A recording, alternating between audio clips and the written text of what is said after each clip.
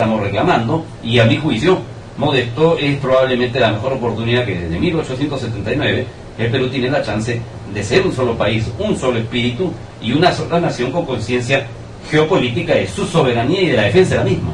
Pero de pronto debería haber también mayor información al respecto, ¿no? Debería, los programas que están en señal abierta, en la televisión, los medios escritos, deberían hablar más del tema, para que la población se mantenga informada y pueda conocer estos temas y también opinar, porque tú lo acabas de señalar, la población desconoce, gran parte de la población, nos atrevemos a asegurar la profundidad de este tema y la importancia para el país. Yo creo, Florecita, con el mayor aprecio que tienen nuestros radioyentes y todos nuestros buenos amigos, que la primera necesidad fundamental que tiene el Perú y su población es la de conocer el tema. Luego de conocer el tema, adentrarse en el mismo, en sus raíces históricas, en su proyección geopolítica, en la historia de lo que han sido las difíciles relaciones entre Perú y Chile a raíz del conflicto Rapiña. No hay guerra del Pacífico, esto es un invento chileno, a raíz de la guerra de Rapiña que planteó en 1879 Chile contra el Perú, y la apropiación que luego hicieron a la mala de Arica por 49 años, y de Tarapacá a la mala desde octubre de 1883, cuando el traidor Iglesias firma el Tratado de Ancón, convalidado además por la presencia de las tropas chilenas y la ayuda de Chile. No obstante, hay un desconocimiento absoluto, hay avenidas que aquí se llaman iglesias, y eso francamente sabe a chicharrón de cebo.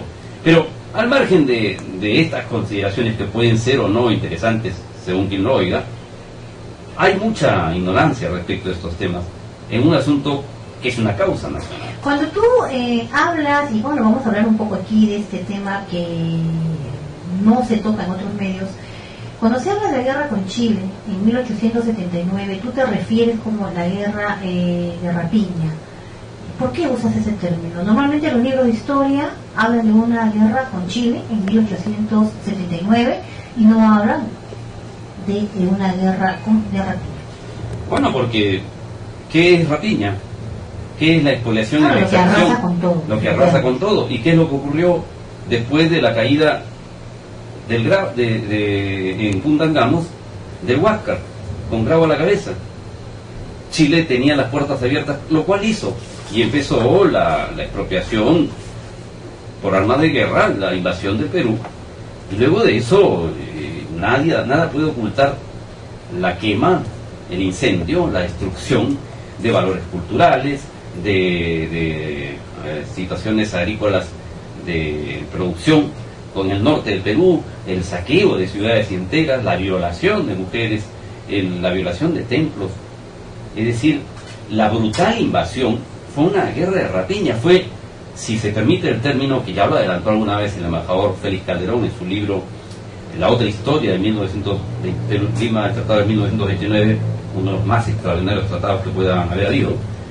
Es un embajador en actividad, ¿no es cierto? Fue una limpieza étnica la que hicieron los chilenos en el Perú, y eso se ha pretendido borrar y se ha pretendido enajenar al Perú el recuerdo heroico de la campaña de la Breña, donde Cáceres, al mando de gente y de hombres muy pobres, muy mal alimentados, pero muy gloriosos en su vibrante accionar patriótico, resistían al chileno, le peleaban en la cumbre de los cerros, y contra viento y marea desalojaban a veces los poblados que con armamento, con vituallas, con mulas, con acémilas, con todo lo que da el poder tener, ¿no?, un avituallamiento desde el mar, tenía Chile. Y no obstante, si no hubiera sido por la guerra interna traidora que hicieron algunos malos peruanos, esa guerra de repente pudo haber conseguido más, porque no lograron sino después de una guerra de desgaste que le costó mucho a Chile, que además el Perú pagó en exceso, y después ellos se cobraron con Arica y se quedaron con Tarapacá. Es decir, eso fue una guerra de Rapiña, no hubo una guerra del Pacífico. El término guerra del Pacífico lo inventaron los chilenos para engrandecer a imagen y semejanza del océano Pacífico, un tremendo océano, una guerra que tenía todas las características de una exploración. Dígase algo, primero, Perú no tenía en 1879 límites con Chile, Bolivia aquí los tenía, no era el Perú, de manera que, ¿qué tenemos que ver en ese asunto? Nunca se ha explicado por parte de la Cancillería ni los historiadores por qué nos metimos nosotros a una guerra en la que había un tratado que ni siquiera había sido ratificado. Claro, y sobre todo que de pronto no teníamos por qué estar dentro de ese conflicto, ¿no? Por llamarlo de esa manera. Mira, en la ciudad de Tacna existe el Museo de Sitio de la ciudad de Tacna, ¿no? Entonces, alguna vez tuvimos la oportunidad de estar allá y lo que se observa con mucha pena de pronto es la ropa o el uniforme que llevaban pues los soldados peruanos en esta guerra, ¿no? Y es un uniforme pues totalmente pobre, delgado para las condiciones de lucha, no tenía muchos de ellos zapatos, entonces un ejército, como tú mismo has dicho, pobre, un ejército totalmente hasta hambriento, un ejército sin armas. 36 minutos, la hora oficial en todo el país. Bienvenidos a la segunda media hora de lo que es Señal de Alerta. Tenemos allí una carta que nos hacen llegar y que Herbert va vamos a comentar con nosotros y con usted a través de Radio Moderna y de Señal de Alerta. Herbert.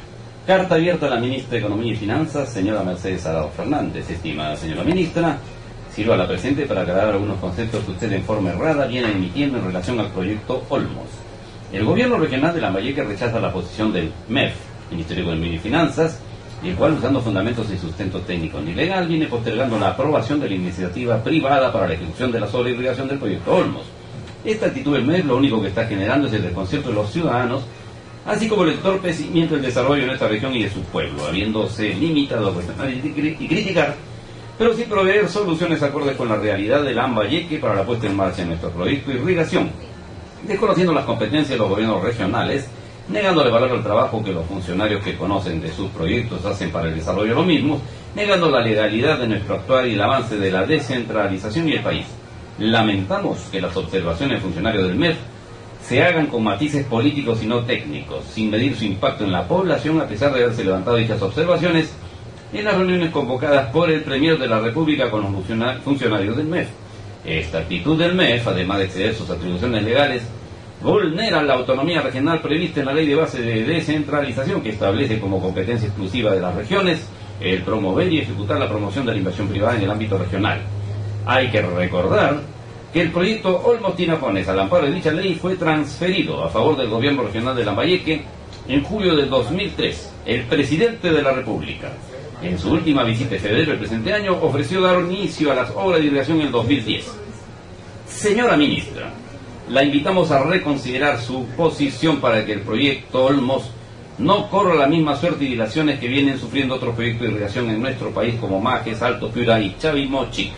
Licenciada Neri Saldarriga de Grol, presidenta Gobierno Regional de Lambayeque, y proyecto Olmos Irrigación y Energía para el Desarrollo Agroexportador.